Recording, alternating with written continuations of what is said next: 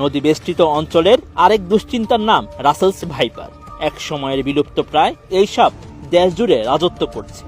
বরেন্দ্র এলাকা ছেড়ে সাপটি এখন 28 জেলায় অবস্থান করছে। চলতি বছরে এই সাপের কামড়ে মারা গেছেন 10 জন। রাসেলস ভাইপার দেখতে অনেকটা অজগরের বাচ্চার মতো। ছোট ও সরু লেজের সরীসৃপটি দৈর্ঘ্য 3 থেকে 5 ফুট পর্যন্ত হয়ে থাকে। অনেকটা চাঁদের মতো গাঢ় বাদামি গোল গোল দাগ। দৈহিক এই বৈশিষ্ট্যের কারণে শুকনো পাতা বা ধান ক্ষেতের মধ্যে খুব সহজেই লুকিয়ে রাখতে পারে নিজেকে।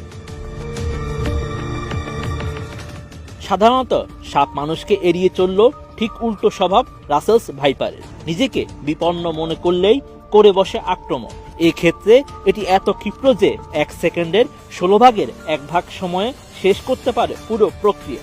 খেপে গেলে শব্দ করে প্রচন্ড জোরে, ঠিক যেন প্রেসার কুকারের মতো। রাসেলস ভাইপারের বিষ হেমাটোটক্সিক, যার কারণে ছোবল দিলে আক্রান্ত স্থানে পতন ধরে। ছোবলে 5 মিনিটের মধ্যে ফুলে যায় ক্ষত স্থান। এর বিষ নষ্ট করে দিতে পারে ফুসফুস, কিডনি সহ বিভিন্ন অঙ্গ প্রত্যঙ্গ।